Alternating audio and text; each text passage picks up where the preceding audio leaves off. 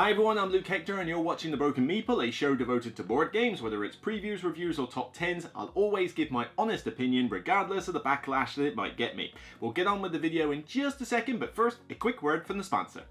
As a fellow gamer, you'll understand this is unacceptable. The solution? Head down to my new sponsor, KIENDA.co.uk. KIENDA stocks many of the hot new releases as well as some old hidden gems. Free delivery on orders over £30, further discounts on bulk purchases, and even 5% of your spending refunded back to you as points to be used for further discounts down the line. If you use the referral link in the description below and sign up for a new account, you'll get 5% discount on your first order over £60. So let's make gaps in your collection a thing of the past. Get down to KIENDA and start saving today. Thank you for listening and enjoy the rest of the video. Get on with it. So as a bit of background, Basilica is a game that I never heard of.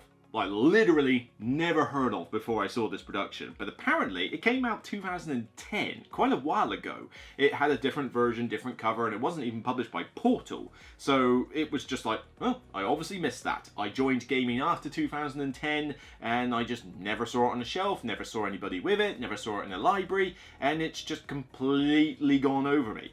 But now it's out, it's like, oh, cool, because you know me, I like to try out some of the older games, because sometimes you find some good gems there. It's not always coated in new, as much as I have to get the new hotness reviewed on a regular basis, but I like to try out these older titles, because sometimes they did everything nice and smooth and perfectly before everything was all now about bloat.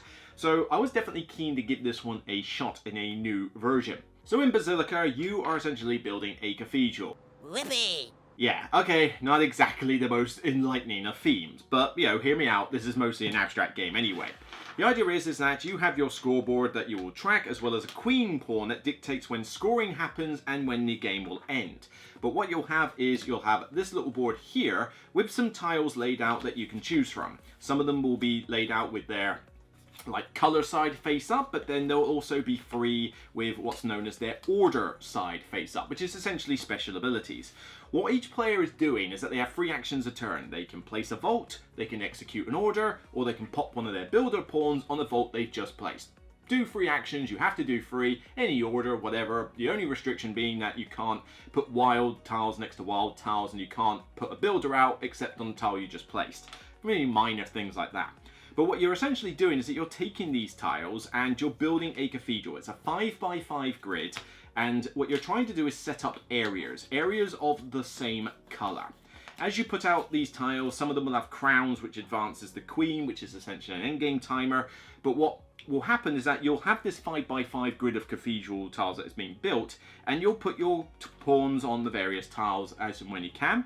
But what you're aiming for is the scoring phase to control the various color areas. So there's no diagonals, it's all orthogonal adjacent, and you're looking at, right, okay, let's see, scoring has now happened, we've got to the first bit.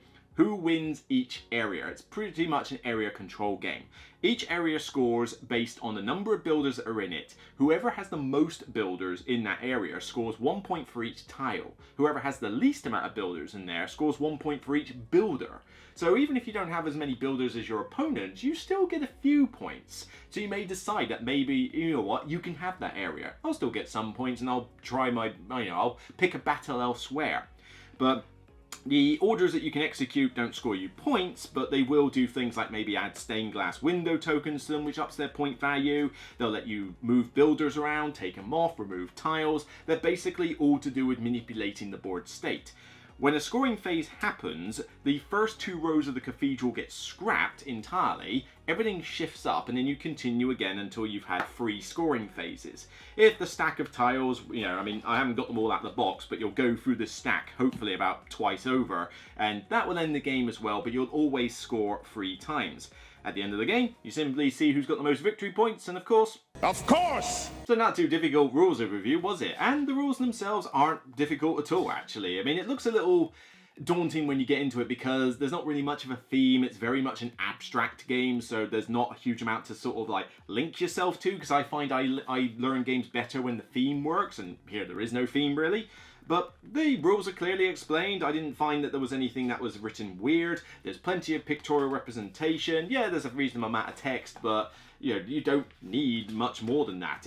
And then the back couple of pages are just simply referring to the orders. Now, I would have liked for, broken record, a reference guide for people, because I always think a reference card should be in every game, but in this game's defense, it's not particularly complicated, and if you want to get all the orders, they're all on the same double page spread. So if you're comfortable with the normal game, you can just lay this out in front of everybody and everything's there. But I would have maybe just liked to condense the version out for each player. So again, publishers, we'd like to see more reference cards, but in this case, it's not that big a deal. So let's rewind time back a little bit, which is going to cause me a headache in the editing room. Wibbly wobbly, timey wimey. Where I just want to talk about the insert in particular. This is 95% a perfect insert for this game. I mean, everything in there is nice and neat. The two boards slot in at the top, and then you've got all your tiles, all your pawns, everything in a nice cubby hold where everything fits. Nothing is of a weird size. The pawns sit in, each have their own cubby hold. The coin has a cubby hold. The queen has a cubby hold. The tokens, the stained glass tokens have them. The tiles, the only minor flaw with it is that you can't separate out like the scaffolding ones and the altar ones easily. You kind of have to like keep them all together. That's a minor gimmick, but minor blemish, but they're all in there. Everything is just nice and neat. Now, could this have been put in a slightly smaller box? Maybe, but honestly, this box is not exactly much bigger, if not it's the same size as most of the two-player Cosmos games, maybe slightly bigger than them, and those games stack well on the shelf, and I'm sure this will as well. But it's nice to just have everything nice and neat. One problem. I said 95% perfect. The 5% that isn't is a bit of an annoyance. Yes, these slot in. So here you go. That slots in. That slots in. Dare you to put this vertical on your shelf though. No, no, no. These do not slot in and stay that way. If you try to store this vertical on your shelf or if it goes upside down for any reason, these will fall out. This will fall out and so will some of the pieces. Not a ton. It's not like it's going to be all over the place. But still, it is a bit of an annoyance. I wish it would have been easier to sort of like find a way to put a top layer on or like affix the boards in here so that it couldn't fall out. But yeah, vertical storage at your own peril, but certainly horizontal, perfect. So component quality wise, as much as Portal games aren't necessarily known for having the most high quality components ever, here they've done a pretty sweet job.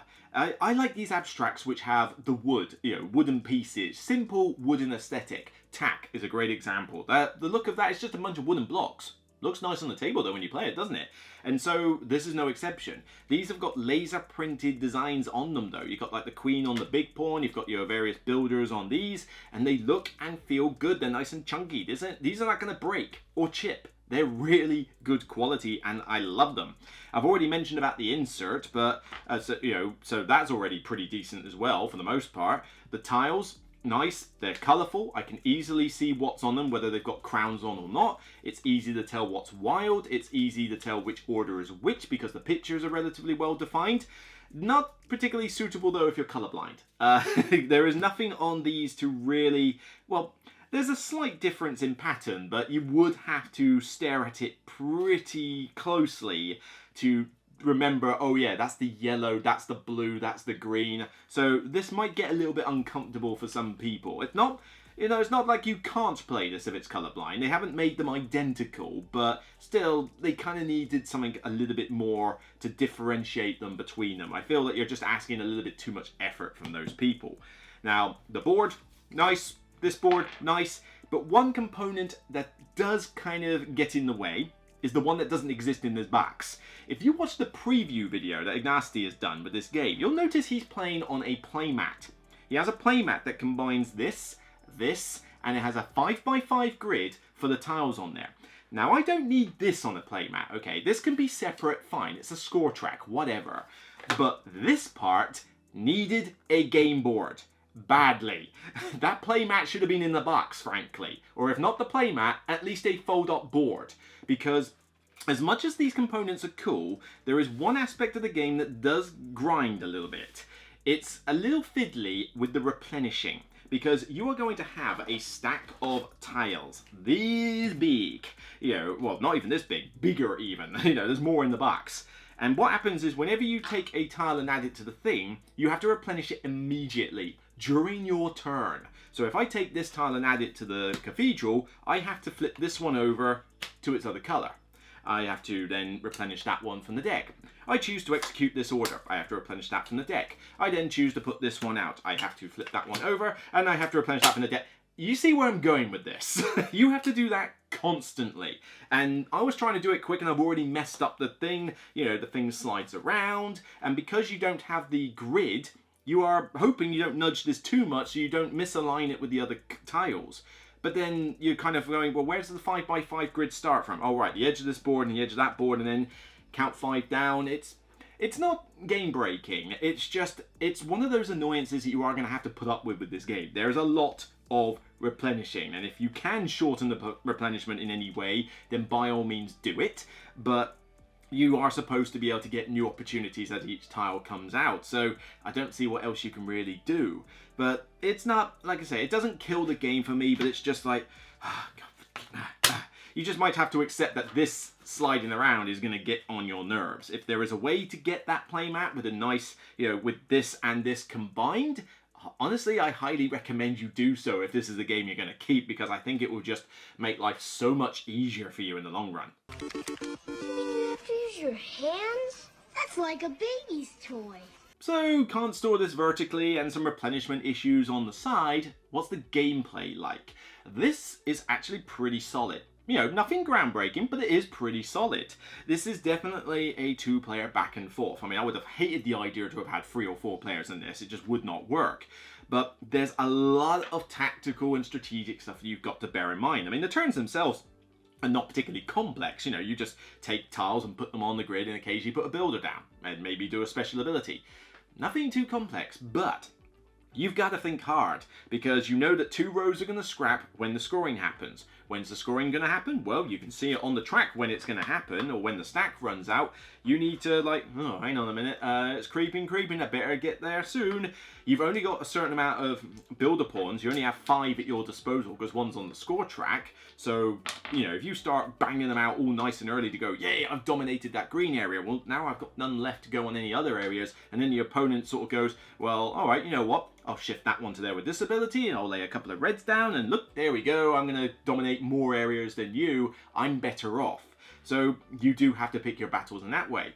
I also quite like this little coin mechanic. Each player has a coin where some of the tiles, the orders, have a paid order on them. So the main player does one aspect, but then if the other player is willing to give you their coin, they get to do the paid part of it. And of course, that means I got no coins left. So I'm hoping that eventually I'll play something that means you'll give me my coin back. But this can pass between the players, and this is quite a nice little tactical element to, you know, having your repertoire of ideas. But, you know, it's a nice cool thing, and it encourages a bit more of that interaction with the opponent. The wild tiles, again, the wild tiles being dual colored means that you can create some interesting, like, you know, links to areas. You know, they'll simultaneously count for 2 different areas because they're 2 different colors. You know, those sort of things are really cool. And the orders themselves aren't too complicated. I mean, most of them just, you know, talk about putting builders out or moving them or putting stained glass windows out, and, you know, you can do some cool shenanigans with those as well. So the game plays roughly in about the 45-minute timer that it says on the box, and I'm glad that it actually is accurate to the 45-minute timer. This is not what I would call a filler. As much as the turns are you know, fairly quick, and as much as the choices that you make aren't that complicated, you are probably going to be thinking about your turns a little bit. You're going to be like, ooh, you know, what if I do this, okay, I can go there. You're not going to just rush through this game. So this is not a filler. 45 minutes takes it out of the filler category. This is a short game that you'll play with your spouse, significant other, or a friend of yours, whatever. But it will give you a decent amount of play and enjoyment and thinkiness for those 45 minutes. It's actually quite, what's the word I'm looking for? Misleading in how much it will do, because I looked at this at first and I thought, oh, this is going to be pretty light. Is that all I do on my turn? All right, well, let's, you know, fire it up and see how we go, mate. Good. Oh, hang on a minute. And then you quickly twig as to what the game is trying to get you doing. If anything, when you finish teaching the game, your reaction of your opponent's always going to be like, okay, I guess we'll see how it goes. I don't quite get what I'm doing, but then it clicks. And that's the hallmark of a good little tactical game, when it clicks and you realize, oh, and then suddenly you start thinking harder about the choices that you're making. Dear God, what is it like in your funny little brains? It must be so boring. So in terms of the luck factor, I think you're kind of safe with this one. Yeah, there's a little bit of luck of the draw with the tiles, but you can see what colours are coming just by looking at the side of the tile stack. I mean, the colours stick out a little bit. Like, I can tell there's a green, 2 blue, 2 red, a blue, 2 yellow, 1 red, green, yellow, blue, literally by looking at this stack, you know, from the side, not even from above. You won't know what orders are on them, and you won't know if they're wilds, and you won't know if they've got crowns on them. But those aren't huge swings when it comes to it. If the queens get into a scoring bit, you need to be prepared. The wilds are good for both players, and of course if they do come out, they'll come out first as an order before they come out as a vault tile. So as much as saying, well, I took this blue and added it to the cathedral, oh wait, another wild has come out. Yeah, but the wild came out as an order, because this one flips over first, and that's just a basic blue. So if the wild does come out, for example, like this one here, then it's an order. The fact that it's wild doesn't make any difference. I have to take this vault tile in order to get that one freed up again. It never replenishes from the stack to the vault section. So that mitigates a bit of the luck of the draw. But overall, the person who knows what they're doing is going to win more often than the person who doesn't, because of the tactical placement of all these like builders, trying to manage how many builders you've got, whether you're going to use your coin, you know, what areas you're gunning for, what points you're going for. It's a pretty tight-knit game. It's definitely not one that I think people are going to go, oh, this is too lucky and swingy. Yeah, you know, if anybody says that about this game, then I'll have words. I beg to differ, sir. So Basilica is actually a really good surprise for me. I enjoyed this more than I thought I would. Yeah, theme, whatever. This is an abstract game. I am treating it entirely as an abstract game, right down to the wooden pieces, building a cathedral, who cares? But I like the fact it's packaged well. Yes, I'm not going to be able to store it vertically. Big whoop, I'll find a way around that. The tiles themselves are good quality. The only thing that really does blemish it, and it is a bit of a blemish, because bear in mind, you're going to be doing it a lot, over and over and over again, is the fact that you're replenishing from this stack constantly.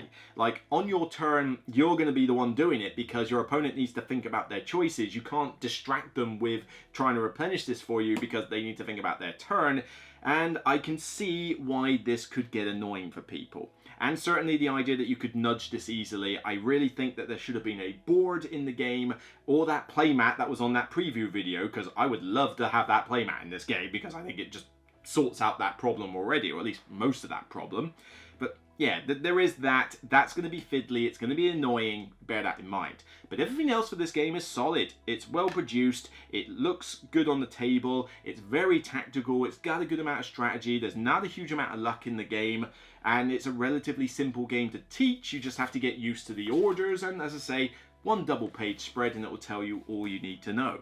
So yeah, Basilica is overall a pretty solid package. I'm giving it a solid 8 out of 10. It's great. It falls shy of the distinction category, mainly for those flaws that I have mentioned. You know, not having the board, having that constant replenishment thing, and, you know, not much of a theme. You know, those things hurt it, but I think it's still a solid 2-player game. That if this is your wheelhouse and you want a 2-player game, because I don't get 2-player games at the table that often, but if you're looking for one that's a bit more, you know, tactical and strategic than the average 2-player game, then by all means give this one a look. You might be pleasantly surprised at what you get. So that's it for me. I'm Luke Hector and you've been watching The Broken Meeple. If you like what you see, please remember you can thumb up the video, you can subscribe to the channel or the Patreon. But most of all, I'd like to hear your comments. Did you play Basilica when it came out in 2010? Did you like it? Have you still got it? What do you think about this new version that I've shown you versus then? Were there any rules differences? Because obviously I've not played the original, so I can't comment on it. But I'd like to know your comments down below. Until next time, you can check out more content on the channel, including the other Portal game I have done, the expansion to Empires of the North, Wrath of the Lighthouse. But you can also check out my preview of Tainted Grail, Kings of Ruin, which is currently on GameFound right now. Until next time, take care, and remember, regardless of how you're going to build your cathedral, it's still only a game. Bye for now.